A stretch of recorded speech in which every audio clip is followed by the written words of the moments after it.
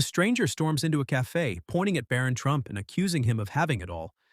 But what happens next takes everyone by surprise. Watch till the end to see how one conversation changes everything and leaves people questioning their own beliefs. The cafe on Market Street was alive with quiet conversation and the gentle clatter of cups. It wasn't fancy, but its unpretentious charm drew a steady stream of visitors. Among them was Barron Trump, seated at a small corner table near the window. Wearing a plain hoodie and jeans, he was engrossed in a thick novel, his tall frame hunched slightly over the pages. For Barron, this cafe was an escape. As the youngest son of a former president, his life had been defined by public appearances and scrutiny. Here, in the anonymity of a bustling crowd, he could enjoy a rare moment of solitude. But the peace didn't last. "You think you're better than the rest of us?" The voice was sharp, loud enough to turn heads and silence conversations. A man stood a few feet from Barron's table, pointing an accusatory finger. He looked to be in his late 40s, his face weathered, and his clothes showing signs of wear. Barron blinked, surprised by the outburst. He slowly closed his book and placed it on the table, his calm demeanor a stark contrast to the man's agitation. "I'm sorry, sir," Barron said, his voice measured, "but I don't think I understand." The man's lips twisted into a bitter smile. "Of course you don't. You've never had to understand. Everything's been handed to you on a silver platter. Do you even know what it's like to struggle?" The cafe grew tense as patrons exchanged uneasy glances. The barista behind the counter hesitated, her hand hovering near the phone. Barron studied the man for a moment, then gestured to the empty chair across from him. "Why don't you sit down?" he said calmly. The offer seemed to catch the man off guard. He narrowed his eyes, his body still rigid with tension. "Why would I sit with someone like you? You're just another spoiled kid who'll never know what it's like to live in the real world." Barron nodded slightly, acknowledging the man's frustration. "Maybe you're right. I haven't walked in your shoes. But if you sit, maybe you could help me understand." The cafe held its collective breath. The man hesitated, his fists clenching and unclenching.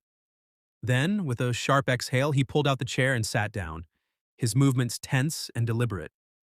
"Fine," he said, crossing his arms. "You want to understand? I'll tell you." Barron leaned forward slightly, his expression open and attentive. "I'm listening." The man's jaw tightened, but after a moment he began to speak.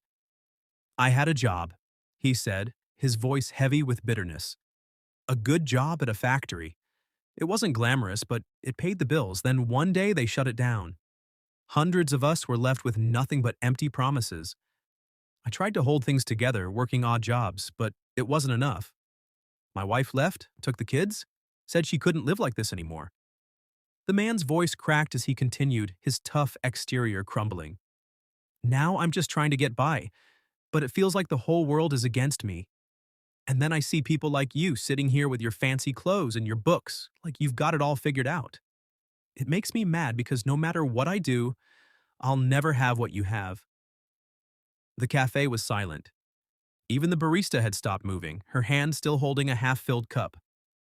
Barron didn't speak immediately. He let the man's words hang in the air, respecting their weight.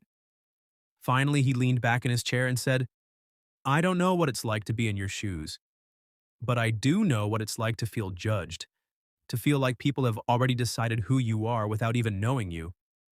The man scoffed. "What could you possibly know about that?" Barron met his gaze, his expression calm but firm. "Everywhere I go, people assume they know who I am because of my name. They think they know what I believe, what I've done, who I am. But they don't. They don't see me. They see a caricature, someone they can project their frustrations onto. Kind of like what's happening here." The man's posture shifted slightly, his arms loosening. For the first time, his gaze softened. "I'm not saying my struggles are the same as yours," Barron continued. "They're not. But pain is pain. Feeling invisible, feeling like you'll never be understood. That's something we all face, no matter where we come from." The man stared at him, his expression unreadable. Then, slowly, he nodded. "Maybe you're right," he said gruffly. "Maybe I've been carrying this anger too long." Barron offered a small smile. "It's not easy to let go of. But I think it starts with moments like this. just listening to each other. The man exhaled sharply as if releasing a burden he'd carried for far too long. He reached across the table, his hand outstretched. "I'm sorry," he said, his voice thick with emotion, "for judging you before I even knew you." Barron took his hand and shook it firmly. "And I'm sorry if I ever gave you a reason to feel that way." The man stood, his movements more relaxed now. He glanced around the cafe, addressing the room.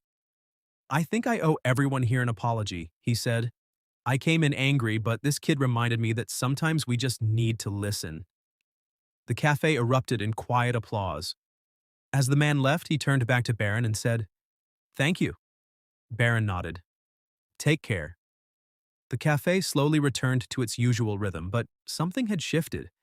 People smiled at one another, struck up conversations, and shared small acts of kindness.